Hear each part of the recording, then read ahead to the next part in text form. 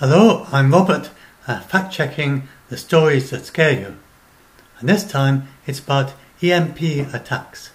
So that's the idea that someone will explode a nuclear bomb high up in the atmosphere, and then the claim is that all your entire electricity grid goes off for months, and then the enemy just walk in and take over your country or something. It's not true at all. It actually goes back to a thriller that was a potboiler thriller, and one of the speakers for the House, plus so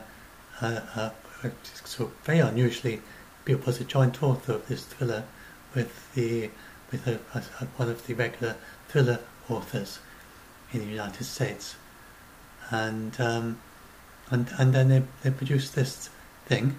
It's just a novel, not based on science.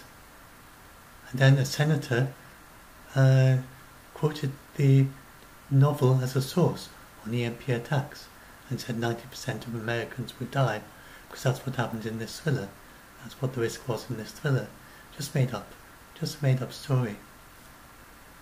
And this is why people have got so extremely scared about EMP attacks. And then it's one of these things that grew in the telling. So the Senate then brought it into. He talked about it in US government, and they then quote the senator instead of quoting the thriller. So then it looks much more authoritative. And you get people quoting people who quoted the people who quoted. And it ends up in reports and things. It's the way things happen sometimes. That's why it's very important, if you get a source, to go back and back and back, because you do sometimes find that somewhere along the line someone used a dubious source, but then they were a little bit more authoritative than the source they used, and from then on nobody checks, and it gradually gains more and more authority the more it's repeated. So what's the true situation for EMP attacks? Well, first of all, this is going to show you that there are three kinds of attack, three kinds of pulses. If you drop a nuclear weapon, then you have three kinds of pulses happen. E1, now you've got to look at this, is a logarithmic scale. So that's happening that's a millionth of a second there. So all this is happening in less than a millionth of a second. And this happens in less than a hundredth of a second, and then this little pulse happens of the order of seconds. And so those three pulses have different effects. And if you go and look at them, so this is the most recent. So there have been several things have come different points, different conclusions. But the most recent is that the E2, which is the middle one, so getting on from millionth to a hundredth of a second, that has minimal effect. E3, which is the slow one, then that one has the largest effect on transformers. And E1, then that can affect rather delicate equipment. So the way it could affect your grid is that the E3 is not really, it turns out, it used to be thought that this E3 one would blow lots of transformers and they wouldn't work anymore. I'll just bring up an example. So these are very, very expensive and difficult things to replace. That's a sort of thing they're talking about. A big station, millions of dollars. I'm not sure if that's a big one or a little one. I'm not expert on this, but some of these cost millions of dollars to replace. And so, and not only that, but there are not many places that build them, and you can imagine it's quite difficult to transport something that big. And so that's when they talk about how you'd have lost your power for months if you were to get rid of quite a lot of them. But they often have backups. They come in threes quite often. So you'd have to damage all three for obvious reasons, redundancy things, and so you can repair them and things like that. So it often comes in twos and threes. So you're talking about you've got to have all three damaged, and that's not easy to do. So I've already talked about solar storms, I think, and it's a similar thing. And they found, so back in the 1980s, these things were not as robust as they are now, and not as flexible. But the more recent ones have gotten an awful lot of fail-safes and stuff put into them, much more safety conscious, and they're much less, much more resistant to being attacked, much less likely to be affected. So, and the same with the solar storms. So where am I with this thing? So those, it turns out, they don't blow them like they used to think they would. They're not just, you don't have to replace the whole thing. Just a nuisancey fluctuation that kind of knocks them out temporarily.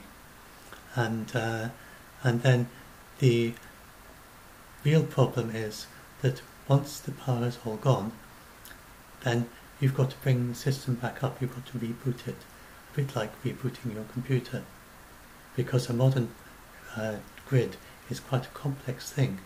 You don't just switch everything on again. It's not like a trip switch in the house, where it trips and you just switch it back on again. It's a much more complex process when it trips, when it's one of these things that trips. So you have this standard process for coming back on again. So the main problem is that the E1 pulse, this one, will damage some of the equipment that is used for bringing the transformers back online. And so it doesn't mean you can't bring them back online, but it means that the people have been trained to bring them back online in a particular way, but the tools they use might have been damaged by the EMP pulse. And so they have to be trained to be able to, if you're concerned about an EMP pulse, then you have to train your technicians to be able to respond in the right way. But you can also, with relatively simple measures, protect your equipment. An EMP pulse is electromagnetic. That means that, for instance, if you've got something very sensitive, cover it in a metal box and radiation won't get through. Now, you have to be a bit careful about the shape of the box, because you get a kind of resonance effect when you've got quite a strong pulse like that. So it's not quite as simple as, but a lot of these things are in metal containers, so they've also got natural protection from the EMP pulse to a certain extent, just by being covered in metal. Not done for the EMP pulse, but because if you're working with electricity, it just makes sense to do it that way. Quite a lot of them are made of metal, because that's what they're using metal anyway for everything. So, so it turns out that these things, your grid is quite naturally hardened, and it's not very likely that it's going to be damaged much by an EMP pulse if you did have one. Now, so now I'll go back, and then there's the question on cars. What happens to a car? And they did this actual experiment. They had a test of 37 cars and 18 trucks. I think it was done by the military, and it was done with a proper simulation. It's not an actual EMP pulse. This was far too late.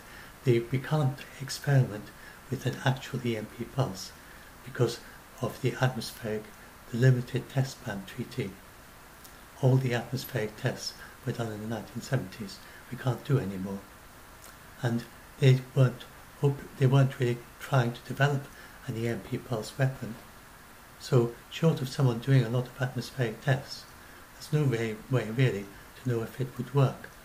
So that's one reason to expect nobody would use it, because it can't be tested. So you can never really be sure what's going to happen. But doing their best approximation, then they tested tried to create a pulse that they thought was the same as what an EMP attack would cause. And they had 37 trucks, cars, and 18 trucks. And if their engines were left off, there was no harm to them in any way at all. And if they were turned on, then of the cars, the dashboard of one of them was damaged. 25 of them had minor malfunctions, such as blinking dashboard lights were just temporary, so they blinked for a while during the pulse. when they experience a pulse, which didn't need any drive intervention. Who cares if your dashboard blinks for a few seconds? And then 8 of them were not affected in any way, but there were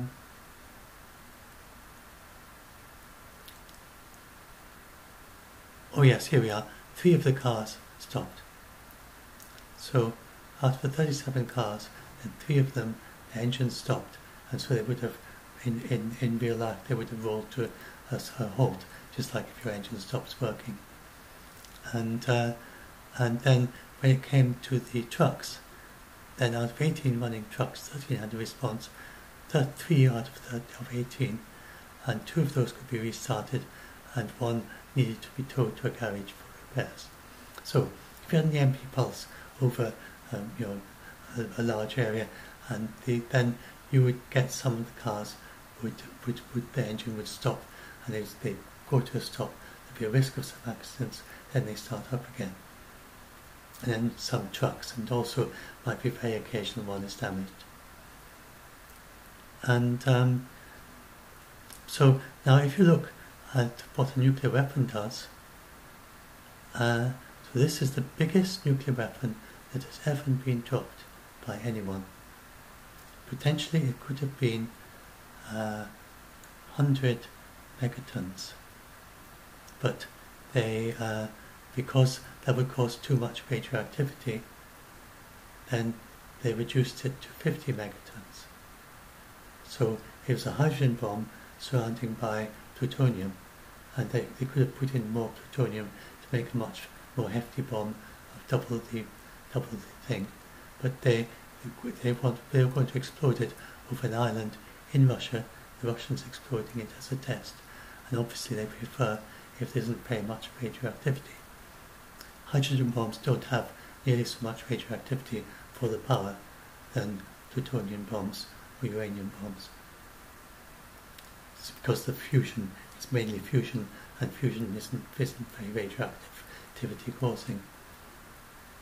If you can't have a pure fusion bomb, it would be very clean. But sadly, they have to put, well, I mean, I'm not saying sadly because who wants to have nuclear weapons, but in terms of radioactivity, then they have to, they don't know how to make a pure fusion bomb. They can only make a hydrogen bomb by using plutonium, which then explodes and then compresses the hydrogen that's wrapped around it and makes that to a fusion reaction, which then creates the big explosion of a hydrogen bomb. So hydrogen isn't fission. The hydrogen fuses, much like the sun does, but it needs a fission reaction to cause the fusion reaction, which then causes most of the explosion. It's the sort of shock wave from the fission reaction, then compresses and heats up the hydrogen, which then forms the fusion explosion, which is why hydrogen bombs are so explosive. Anyway, so they set off this very big 50 megaton thing there on this island in Russia, and they obviously cleared it of people. There was only a few hundred people living there, and they cleared them for the tests. They just moved them out of the island. And top end was the USSR, and then they exploded this. So my point about talking about all this is this was an airburst that was dropped from a plane. So that was how it was commonly done back then. Of course, the Nagasaki and Hiroshima ones were dropped from planes, and this, the biggest bomb ever exploded, was dropped from a plane. So my whole point is that nothing actually happened to that plane. They did manage to get quite a way away. It fell on a parachute, and that gave them enough time to get a certain distance away, which I've got written down here somewhere.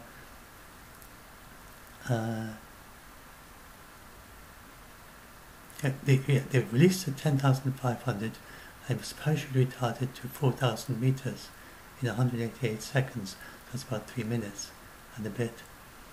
And by then, the release bomber was 45 kilometers away. So it traveled 45 kilometers in a bit over 3 minutes, which is quite reasonably fast. So 20 times that kilometers per hour. 20 times 45, that seems quite fast to me. A bit less than 20 times. That's about 900 kilometers per hour. A bit less. Anyway, so it was 45 kilometers away, and the explosion from the hydrogen bomb, when it got to the plane, the actual blast wave, the first thing that comes to you. So if you're ever out in the countryside and suddenly a hydrogen bomb goes off, then first of all you see a very, very bright thing. So this is not this. During the Cold War, we used to, I used to have dreams, occasional dreams like that, where I dreamt that a hydrogen bomb had gone off, because back then it was really quite tense, and I don't have those dreams anymore. It's a much, much more relaxed situation now compared to the Cold War. But then, so if you were out in the countryside, and we used to have these preparation things they explained if you were following this sort of thing. So if there was a hydrogen bomb, then the very first thing you see a very, very bright light, obviously. And it's not a good idea to stare at it. It's very, very bright. It could damage your eyesight, especially if you're quite close. And then the immediate danger is from the heat and light. So you'd immediately drop down and try and get behind something, and you would expect, and you would want some protection from things that might flying past, because you expect soon after that, a few minutes after that, you expect to get the blast wave, which would, so you see this bright light, and you see the beginning of the mushroom cloud or whatever, you immediately go duck down behind something, put something between you and this bright light, because there's going to be a big blast wave going to come flying past you in a few minutes. And so that's what they experienced, and the plane dropped by 1 kilometre as a result of that blast wave, and buildings were blown down in villages around, and then burnt. And if you're very close, you get 3-degree burns just from the direct light. So that's another thing. As soon as you see the light, get behind something, because then you'll have you're protected from being burnt by the direct light. If you can react, the quicker you do that, you might save yourself from some of the burning if you're very close. Obviously, if not, you're very close. So that's the situation that they were in, and here you are. They're looking back, they're seeing this very, very bright thing. Remember, they're tens of kilometers away from it, and it just bright light fills their screen. So it's an enormous thing, getting a hydrogen bomb, the biggest one ever exploded. But what I'm saying is that they had no EMP effect. So in a situation like that, where you've got this blast wave going over vast areas of the countryside, but the planes landed perfectly fine. And so there may have been some EMP effect. Mind you, that was, of course, the 1960s, 70s, whatever it was, 1970s, I think, electronics. And of course, electronics was sort of more robust there in some ways. But in other ways, it wouldn't be so robust, wouldn't have some of the fail-safes, maybe. So, anyway, but I mean, you could say, of course, we'd be more affected, but and then there's the Starfish one after that, which was off Hawaii, and that's often being quoted, and they say, this thing went off, and Hawaii was so far away, and the streetlights went out. Well, actually, nobody knows for sure if the streetlights did go out because of the nuclear bomb, because of the EMP pulse, because streetlights do flicker sometimes anyway and go out. You've got lots of streetlights in Hawaii, I would imagine, and just one of the streets went out. And that would happen from time to time. Bit of a coincidence, but not enormous one maybe. And it all hangs on how many transparent plastic washers there were in the circuits as to whether it was possible for an EMP pulse to do this. It was operating at very, very high voltage, near the limits of its voltage capabilities. It was orientated, the circuit was orientated parallel to the incoming EMP wave. So it was the most vulnerable of the electrical circuits they had for the street lights, operating close to its highest possible voltage, and it might have caused the lights to fail, but whether it did or not depends on details we don't have anymore, whether it was possible for it to do this, such as the number of plastic washers that there were. But that also shows, and this is the recommendation on this recent report, that things like putting in extra washers, extra plastic washers, little gap thingies in here and there in your grid can protect it and protect all the sensitive apparatus I was talking about, the stuff you need in order to reboot your grid.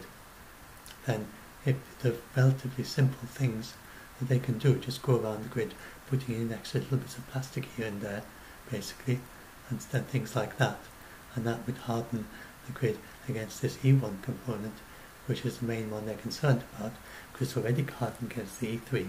You're not going to get lots of transformers blown. You're not going to have these multi-million things to replace. And most you think talking about days, but you want to recover in hours. So you want to have these backup systems ready, these systems ready that can monitor and to go through the complex process of starting up the grid again. And so if you want that. But seriously, I can't see anyone doing the EMP attack. It doesn't make sense. Because they've never tested it. So it would be a completely untested way of attacking someone.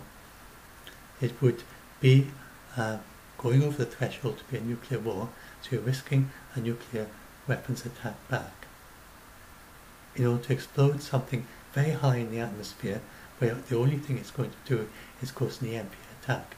The whole idea is that you explode it very high in the atmosphere so that the EMP thing spreads as far as possible. This reduces the damage on the ground considerably. And yet if it's on the ground, if you want to cause damage to the other person's power grid, then find a power station or something, and do it on the ground. Then you knock down loads of pylons in all directions, and you have blast waves blowing things over for hundreds of kilometers if you had a big one, or tens of kilometers. And that would surely cause more damage to your power grid than this rather dubious EMP attack, which nobody knows for sure how much it would do. So I don't think this is a credible thing that NV would do. I can't see anybody doing this, even if it was considered. And then the other thing is, these things are quite vulnerable to physical attack. So they have been hardening them now. So there was an episode, there was an instance where some snipers went and fired bullets at one of these things, and caused a power cut in one city. I could have been down here. The Metcalfe sniper attack, and they didn't actually do very much damage. But if you could kind of get over the fence that would be around it, get into it, and if you know what you're doing, obviously if you don't know what you're doing, you're just going to be fired to a frizzle. But the designs of them are public knowledge. Anyone who is good at electronics and can go and see and work and learn how these things are constructed, apparently could just go up to it and kind of saw away at it and damage it in ways that would make it irreparable. So I doubt they just use the power, so I don't know what they'd use, but apparently it's not that difficult to damage. They don't actually explain in the document I read how you damage it for obvious reasons, but they said that someone who is knowledgeable would be able to make it inoperable if they could get into the equipment. So to defend against that, they have lots of motion sensor, visual detection, and so on. They have the fences. They have people nearby who would go quickly up and respond if anyone did anything. So this is much more credible kind of attack, but then it's also being defended against. And then the other thing is at the computer attack on the grid, and again, there's the US is reasonably defended against that. So they talk about, they're reasonably, they consider it's something they've had in mind. They haven't ignored it, and so, but that would be a much more something you'd actually practically that someone might try to do in a war situation if we ever were in one, which I really don't see wars happening anyway of this scale. I think we may well be past that stage.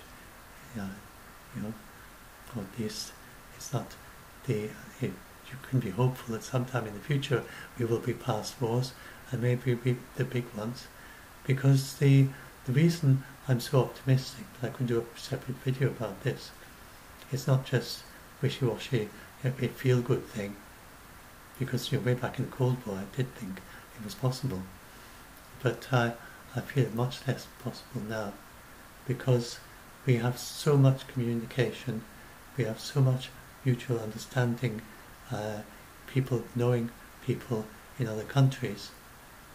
You're talking about another country where there's lots of friends of people who know each other over the internet and so on in your own country, and because perhaps as important, the countries are very dependent on each other. We saw that in COVID-19, shut down Hubei province.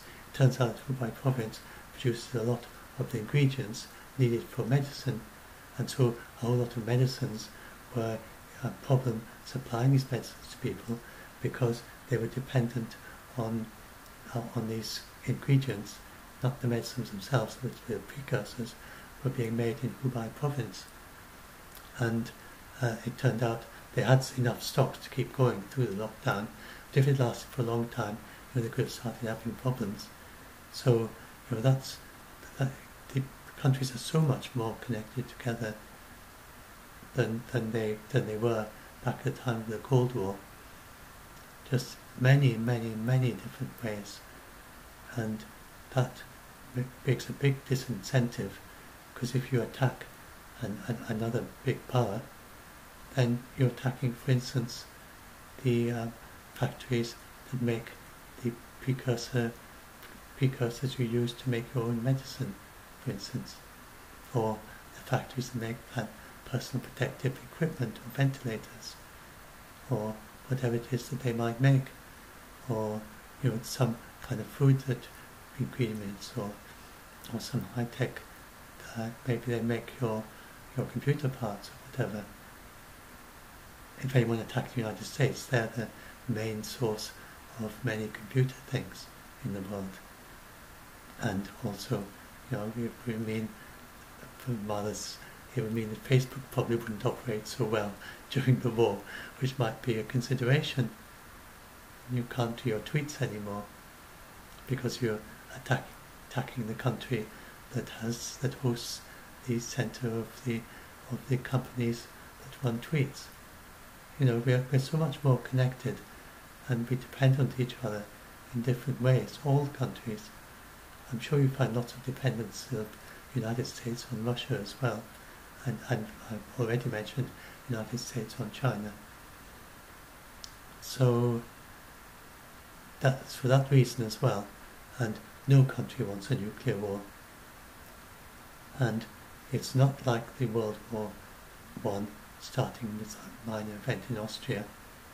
If we have a minor event of any sort, they immediately try to de-escalate. They have used all the techniques available to de-escalate. That's what's happening in India and China. And that happened with the US and Iran. It happens all the time. There was never any possibility of the US actually invading Iran. It just wasn't possible because Iran is too strong. It's much easier to protect against invasion than to invade somewhere. And Iran is very impenetrable because it's surrounded. It's got lots of mountains. It's got these big deserts that nobody lives, and and any invaders would have to drive across them. And it's actually very advanced. It's more advanced than Pakistan, apart from not having nuclear weapons in its military, which is pretty advanced. People forget that Iran is so advanced. It makes its own.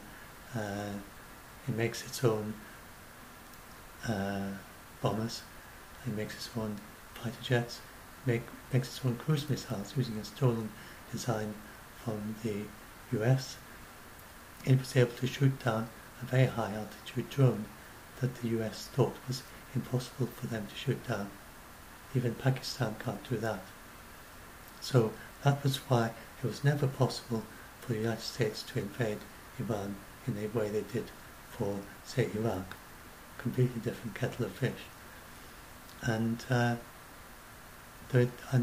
both sides constantly working to de-escalate while saying very. And so, because Iran is in the news just now, and they're saying, asking Interpol to surrender Trump to them for trial. It's just a gimmicky thing, but there's no way that they're actually going to be attacking. Anyway, Trump is very well protected. Presidents of the United States are very protected. But yes, but that's just maybe that's why I was thinking about Iran. But so that's the way of it. It always de-escalating, and there's very strong force in our world of de-escalating. Whenever and Iran doesn't have nuclear weapons, but it's still very strong force of de-escalating after major incidents.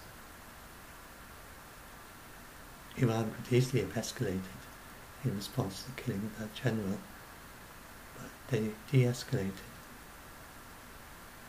They did a token attack with those drones that they deliberately chose the way they attacked so as not to kill any US soldiers. They didn't want to kill the US soldiers. They did this token attack, very precisely destroyed some sheds that had aircraft parts in them. It's rather amusing. Very precise attack. So they showed the United States that they were able to do very high precision attacks. But the target they chose was a shed used to store parts of aircraft. So hardly a high priority target.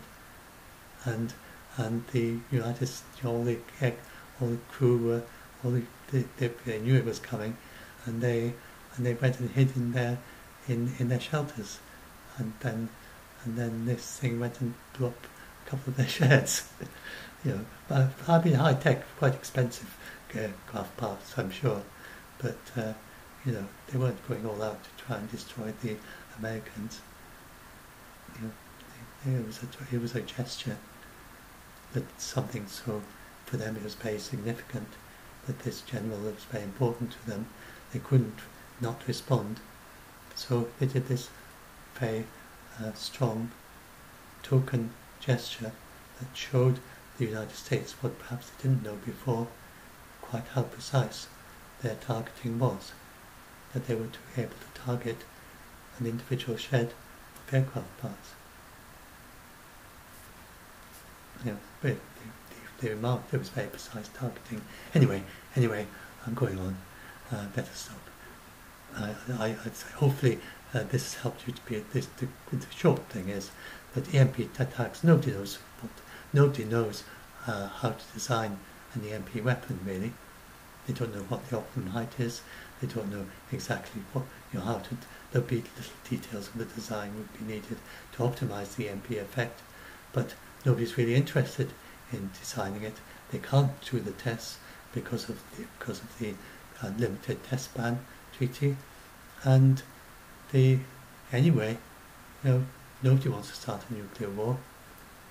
And if you did an EMP attack as a nuclear war, and you might as well attack something of high value on the ground rather than to do this burst way up high in the atmosphere in the hope, without any test to prove it, that this would have some effect on their power grid, when maybe it won't. It doesn't make sense. So I don't see any MP attack as being at all likely, but it's just on that very, very remote possibility. So it's the way that military planners think, is that they test everything. They imagine things that are totally impossible, and then they're just border on totally impossible, because they had all sorts of strange, crazy scenarios. Because they need to be prepared and flexible.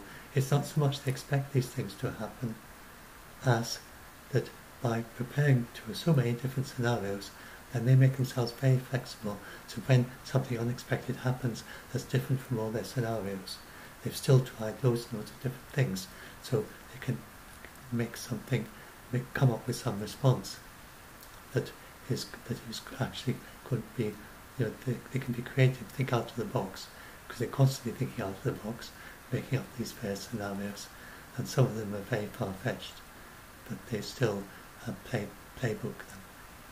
And so I think the MP attack is an example of a very, very far-fetched scenario, just because it's never been tested in real, and it can't be anymore, and because what data they do have suggests it's rather patchy and not very effective. So anyway, hopefully that helps. Reminder to like and subscribe, usual thing, and the Doomsday group, where you can help people who are scared with fact checking yourself, if you know how to do this sort of thing, or just help reassure them if they're scared, and do come and join our group if you need help.